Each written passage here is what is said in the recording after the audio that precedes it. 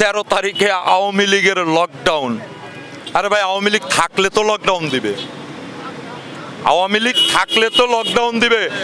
আমরা যখন বিরোধী দলে স্বৈরাচার পতন আন্দোলনের রাজপথে ভূমিকা রেখেছি, আমার মতো অসংখ্য নেতাকর্মী আছে যারা আমরা রাস্তা দিয়ে হাইটা গেছি, বুকে থাপ্পড় মেরে বলেছি যে আমরা বিএনপি করি আওয়ামী লীগের সামনে। কিন্তু আপনি আমাকে একটা নমুনা দেখান যে এখন আওয়ামী লীগের একটা কর্মী প্রকাশ্যে বলে যে আমি আওয়ামী লীগ করি। তো আপনি তো তাদেরকে খুঁজেই পান না। তারা লকডাউন করবে কোত্থেকে? তাদের লকডাউন করাটা হচ্ছে হলো মুখে মুখে। এবং হ্যাঁ, তারা লকডাউন করতে পারে, আপনার কথায় যুক্তি আছে, তারা লকডাউন করতে পারে। সেটা হইলো অনলাইনে লকডাউন করতে পারে কিংবা সোশ্যাল মিডিয়ায় লকডাউন করতে পারে। কিন্তু রাজপথে বিগত স্বৈরা শাসক পতনের মধ্যে আমরা যেভাবে রাজপথে ভূমিকা রাখছি, ওইভাবে তারা লকডাউন তো দূরের কথা, তারা রাজপথে নামতে পারবে না। আমরা বিএনপি যারা করি, আমরা আমাদের দ্বারাই রাজনীতি করি। তবে বিএনপি আমরা যারা করি, আমরা শহীদ রাষ্ট্রপতি জিয়াউর রহমানের আদর্শকে বুকে ধারণ করে রাজনীতি করি। দেশনেত্রী বেগম খালেদা জিয়ারকে অনুসরণ করে আমরা রাজনীতি করি। এবং শহীদ রাষ্ট্রপতি জিয়াউর রহমানের যে আদর্শ, সেই আদর্শের ধারাই হচ্ছে বাংলাদেশের জনগণের গণতন্ত্রকে পূর্ণ প্রতিষ্ঠা করা। তো আমরা জনগণের অধিকার এবং জনগণকে সামনে রেখে আমরা রাজনীতি করি। আর জামাতের ধারায় রাজনীতি করে, জামাত করে ইসলামিক নিয়মতান্ত্রিকভাবে রাজনীতি। সো তাদের মতাদর্শ এবং আমাদের মতাদর্শ পার্থক্য থাকতে পারে। এখন তার রাজনৈতিক ভাষায় সে বলছে আমরা আমাদের রাজনৈতিক কার্যক্রম চালিয়ে যাব। এই জামাতে কি বলল, এনসিপি কি বলল, বা অন্যান্য দল কি বলল, সেটা তো ভাই আমরা মাথায় নেই না।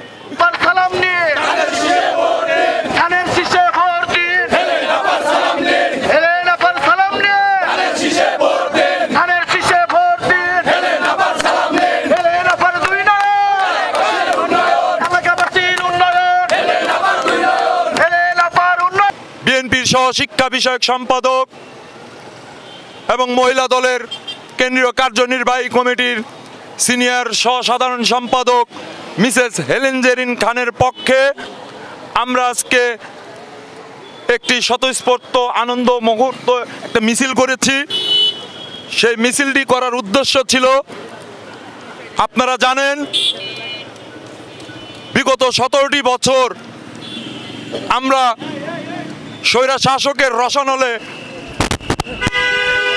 দিন পার করেছি এবং স্বৈরা শাসক যে গণতন্ত্রকে হত্যা করেছিল এবং গণতন্ত্রকে কবর রচনা করেছিল, আমরা সেই স্বৈরা শাসকের হাত থেকে এই বাংলাদেশের গণতন্ত্রকে পুনরুদ্ধার করার জন্য যে আন্দোলন সংগ্রাম আমরা 17টি বছর করেছি, সেই 17টি বছরে আমরা রাজপথে যাদেরকে পেয়েছি কর্মী হিসাবে, কিছুদিন আগে দেখেছি আমাদের বিএনপির ভারপ্রাপ্ত চেয়ারম্যান, তারুণ্যের অহংকার, আগামী রাষ্ট্রনায়ক জননেতা জনাব তারেক রহমান একটি সম্ভাব্য আসন্ন ত্রয়োদশ সংসদ নির্বাচনের মনোনয়নপত্র ঘোষণা করেছেন। আমরা তৃণমূল পর্যায় থেকে উচ্চ পর্যায়ের সকল স্তরের নেতৃবৃন্দরা ওনার এই সিদ্ধান্তকে সম্মান এবং শ্রদ্ধা জানাই। কিন্তু আমরা অতি দুঃখের সহিত বলতে চাই, বিগত স্বৈরা শাসকের আমলে আমরা রাজপথে যাদের পাশে থেকে এই স্বৈরাচার পতন আন্দোলনে সক্রিয়ভাবে ভূমিকা রেখেছি, যাদের নেতৃত্বে রাজপথের কালো পিচ ঢালাইয়ের ওপর দিয়ে ঢাকার শহরের প্রত্যেকটি অলিতে গলিতে গিয়ে আমরা মিছিল মিটিং করেছি।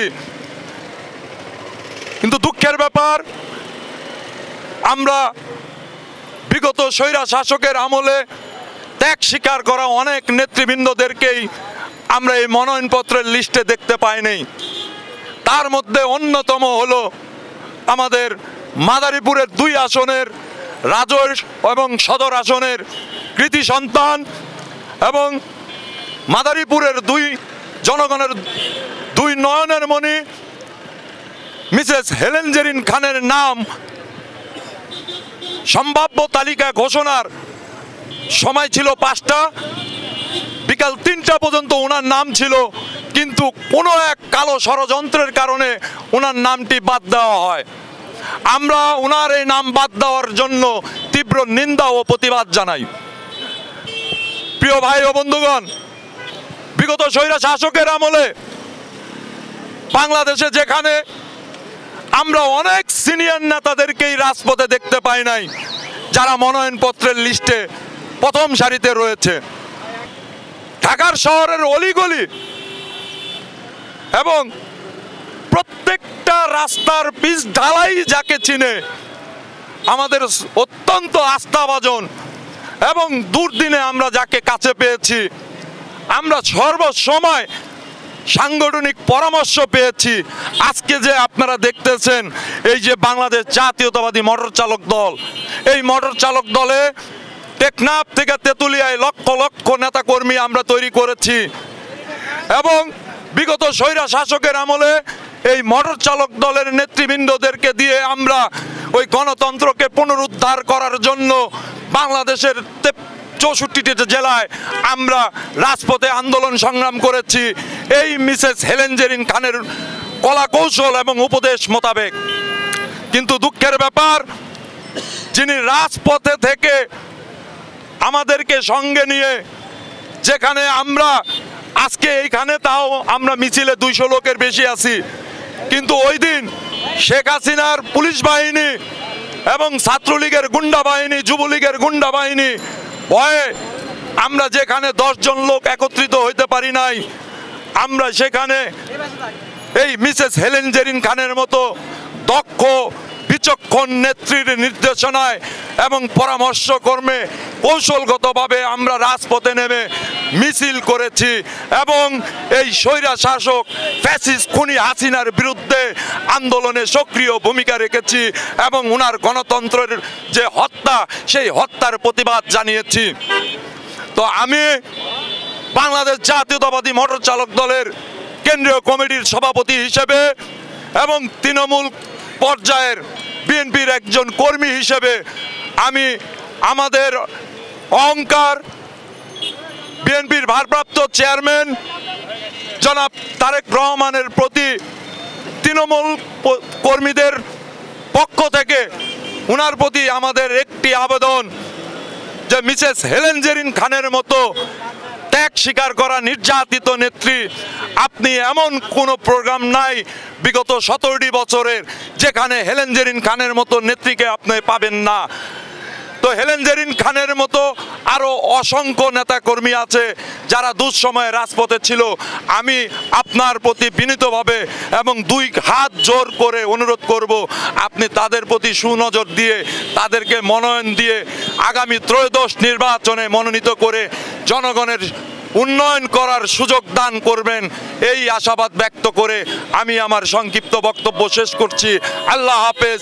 বাংলাদেশ জিন্দাবাদ, দেশনেত্রী বেগম খালেদা জিয়া জিন্দাবাদ, তারেক রহমান জিন্দাবাদ, ওমর হক শহীদ প্রেসিডেন্ট জিয়াউর রহমান এবং বাংলাদেশ জাতীয়তাবাদী মোটর চালক দল জিন্দাবাদ।